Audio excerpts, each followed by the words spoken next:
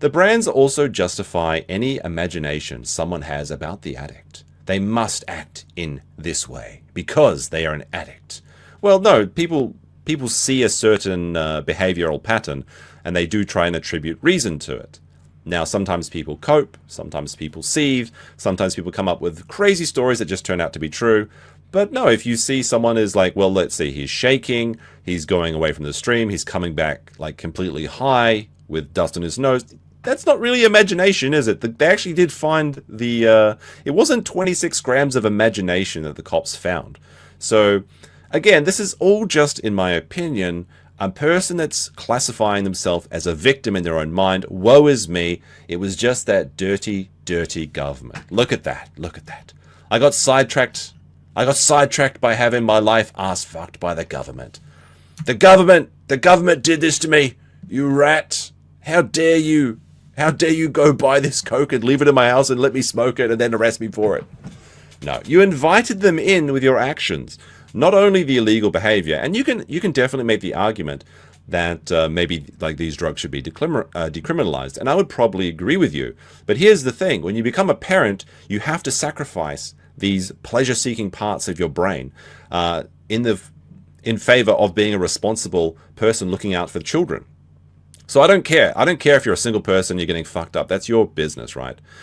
But you made these dangerous choices in your children's life, and then you taunted the people who had the power to arrest you.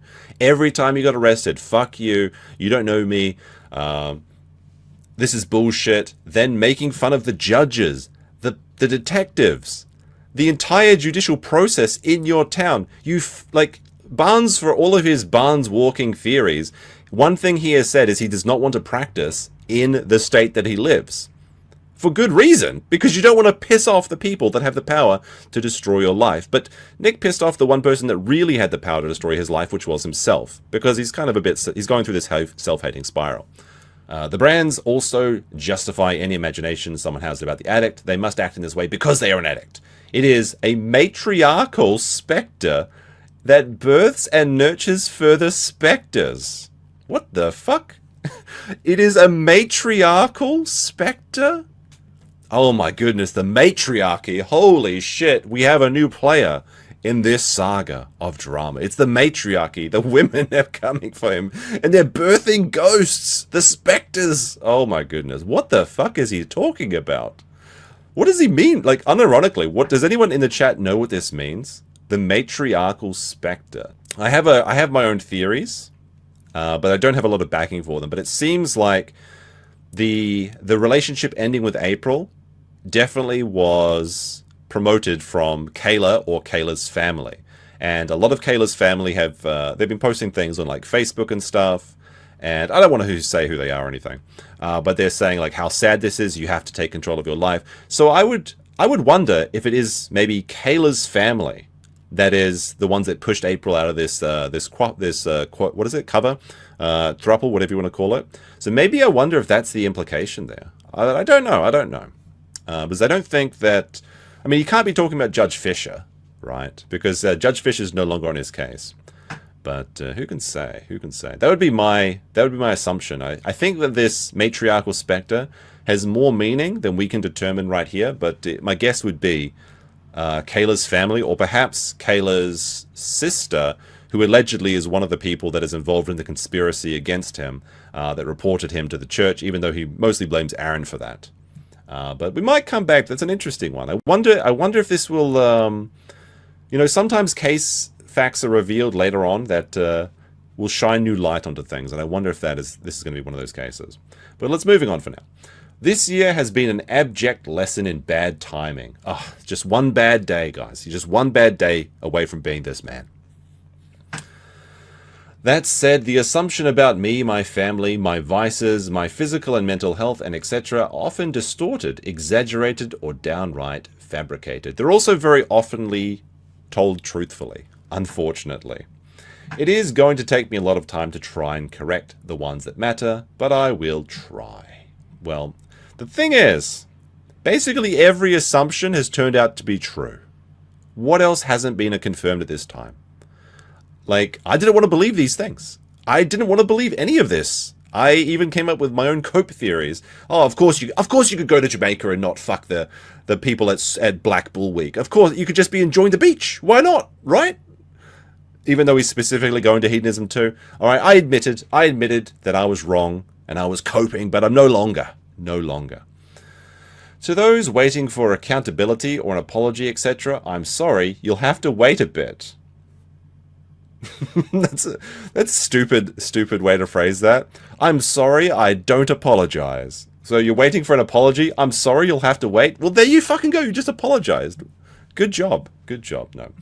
But, so this is another thing that happens is that, of course, there are many people that are critical of Nick's situation. And he likes to lump them up into one singular group and say that they all have the same opinion, or not actually that, but there's two opinions is what he's saying, is that some people want him to apologize, some people want him to shut the fuck up, and some people want him to take accountability, some people want to make up, yada, yada, yada, yada, yada. You don't have to make it up to everyone. You just have to make it up to the people in your life that matter. And all I want is for him to pick a fucking lane and stick to it. Either apologize and say why these things are lies, like say how the Coke test is actually false. Because I don't want to believe that either. If there is a reason for that, I would be very happy to hear it. Like, I'm not going to celebrate if it turns out to be true. Quite the opposite. Or just shut up. Like, so either take accountability and apologize, or just shut up and don't talk about it. But don't do this half measure, where you say, I'm sorry, I'm not going to talk about it, then talk about it, and do these gay ops versus Aaron, and try and find allies against him. Because that's literally what the little C circuit has been, where he's been going down to these little channels, like the Chad Zumak guy. And then Melton he's looking for allies to go against who he perceives as the person that's caused all this drama in his life, which is Aaron in his mind. Of course, it's himself. But he'd never admit to that. He can't admit to that. The closure of my criminal case is necessary to speak candidly, and I believe candor is necessary to build trust. What? All right, so first of all, I do not believe this at all. The closure of my criminal case is necessary to speak candidly. So he has to wait until it's concluded before I can talk about it. No, and you probably shouldn't, though. Like, I will say it's probably good advice to wait until things are over.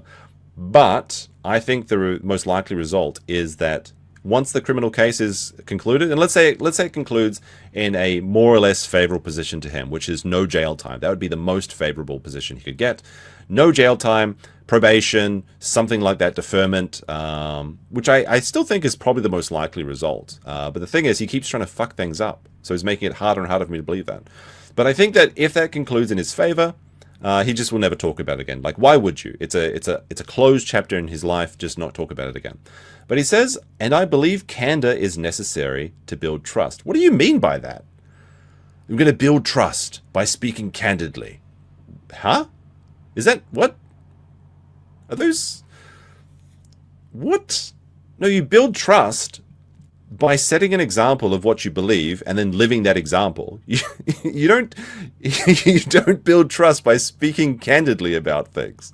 You build trust by doing what you say is right and what you believe is right. Like, if you want to be a Chad dad, you be a Chad dad. You don't go fuck other people's wives and then potentially expose your children to okay? It's that simple. If you want to be building trust, you don't say that that open relationships are bad and then engage in an open relationship. You just have to do what you say, or what you believe is right, to build trust in people. Oh my goodness, what does he mean by this? I have made some poor choices. Well, you know what? This is the first true thing I've read in this diary pad graph for today. And I've had some unfortunate variables in my equations. It's all just bad at math. Lawyer math. It's the lawyer math, and he miscalculated. It could happen to anybody. It could happen to you. These things combined to bring my life to the brink over the course of this year, but the circumstances and story that brought them about may help people with perspective. You know, that may be true, because like I've said in a previous stream, it's like that old demotivational poster. Sometimes your life's purpose is to serve as an example to others. Do you anyone remember that? It could be that your purpose in life is only to serve as a warning to others. So there you go. Maybe you're correct there. Maybe you're correct there. It does help with perspective, because I don't think I'll do coke now. I mean, not that I had any plans to, but like, you know what? Maybe I'll say no. Maybe I'll say no next time. I am well aware of my mistakes and failings. Are you though? I don't believe this for a second. If you believed your mistakes and failings, then why would you be saying that you would be drinking there for the grace of government? But people confuse being muzzled with not being accountable. Well, what do you mean being muzzled? You've been speaking in Discord, private chat, super chats, and telling everyone all these sneaky details, and then trying to expose Aaron as a cuck, which we already know is true. You're both already confirmed cucks. So leaking his cuck porn internet history just puts you under fire for potential digital stalking, as well as other charges. It doesn't accomplish anything. It's a weird move, but he's being muzzled, of course, with not being accountable. These are not the same, though they may create similar impressions. I am accountable to many people for my actions. I am not accountable to the ravenous mob on the internet. Nevertheless, please do not confuse delay with denial. Some things have just got to wait and to be done properly. Okay. Well, here's the thing. You denied everything to people's faces, not just the audience, but to people like Sean, where you said, like, if you watch the original Sean clip, and maybe we should bring that up because it's actually very interesting to watch in retrospect. But he says to Sean, can you believe it, Sean? They're saying my wife's a swinger. They're saying that I'm doing all these things. Can you believe it, Sean? They're making up these lies about me. It all turned out to be true. So when you say these, like, they're not, don't confuse delay with denial. Why should we believe you for anything? Very funny response. I ain't reading all that, but happy for you though, or sorry that happened. Of course, this is just a meme I stole from the farms. Not an actual response to Nick's response, but pretty funny.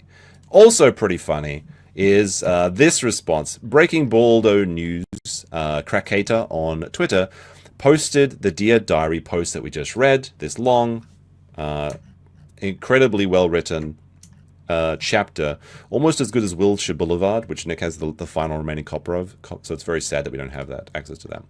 But he says that he was posted his new, diary page or whatever, and Nick responded to Breaking Baldo saying, "This is paid content. Take it down, or I will." Now, there was two very funny responses to this. Well, actually, there are three, I suppose. First of all, Breaking Baldo responded to him saying, "Blow me." That's the first very funny response. Second of all, it's been a few days, and there has been no DMCA strike against Breaking Baldo News, so Nick is just, again, he's a windbag. He's threatened to DMCA a lot of people, but he has not actioned on it yet. So all bark, no bite. I think he knows that realistically, if he does strike someone, it's just going to cause another wave of negative attention towards him. So I don't think he'll ever action on this, but he's trying to flex a little bit and say, like, I'm gonna take you down for posting his very exclusive diary posts. Yes, reposting people's diary pages is now copyright infringement. It kind of is actually, but it's such a minor thing. It's like ridiculous. But the funniest response to this was that Breaking Baldo decided to respond with this post saying, "Due to a recent threat of DMCA action by Ricada Law, Breaking Balls Neuros has taken appropriate steps to ensure our content is legally distinct copy of any supposed alleged content. We think Nick will agree that this is such a legal distinction." So what they did is they reposted the entire thing, but they changed the Ricada thing. So I'll get rid of this one. There we go. So they changed the Ricada Law to Cog City, and they've added the backwards internet watermark, which Nick has said this is a distinct copy and not his video / not his post. So very, very funny response. I had a very loud, audible cackle when I saw this. So there you go. It's transformative now. But he also just told him to blow him, and I think the original post and this post is still up on Crackhater's little thing.